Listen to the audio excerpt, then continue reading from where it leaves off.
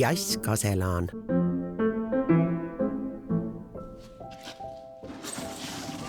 Võib-olla see äratundmine, et skulptuur kui eriala mulle suurt huvi pakub, tuli ilmselt alles teisel kursusel.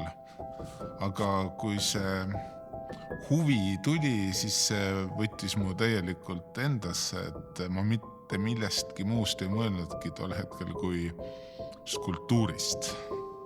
Et peale seda ma olin ikkagi aastaid täiesti nagu transis, et see oli kogu mu maailm, et ma täiesti elasin nagu mingis mustas augus, et kõik muud tundus teisejärguline. Jass Kaselaane skulptuurid installatsioonid on totaalsed, konkreetsed ja füüsilised. Aga Kaselaane loomingu pidepunktideks on vaimsed ja hingelised teemad. Elu, surm, taassünd, hingede rändamine, usk, mälu, perekond. Kaselaan mitte lihtsalt ei aseta oma skulptuure ruumi, vaid loob ruumi. Distants vaataja ja teose vahel on viidud miinimumini. Teinekord asetab suurvorme jumaldav Kaselaan galeriisse midagi, mis sinna napilt ära mahub. Tihti mul tekib see nägemus või visuaal enne kui see kontseptsioon või tekst sinna taha. Ja kui see mingi pilt on mul juba pea sees, siis mulle väga meeldib sellega nagu mängida.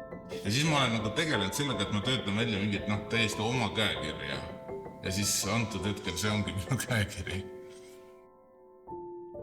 Kaselaan vaatleb inimest ja tema elu, võttes appi nii teadust kui religiooni ja isegi loomi. On taltsaid lambaid ja on kriiskav siga. See on see kõige klassikalisem piibli hea karjase motiiv. Mees lambaga. Aga neid lambaid ma modelleerin nii vaba käega, et siin ükssarvased on puudel. Aastal 2014 pärjati Kaselaan Köhler Prize preemiaga ja žürii põhjendas oma otsust nii. Jassil näib olevat võime reaktiveerida skulptuuri traditsioon ja selle sisemine sümbolism ning tõlkida see kaasaja konteksti. Ega enam ilusamini ei saagi vist öelda. Need raamid on küll ikka pehmelt öeldes kehvakesed.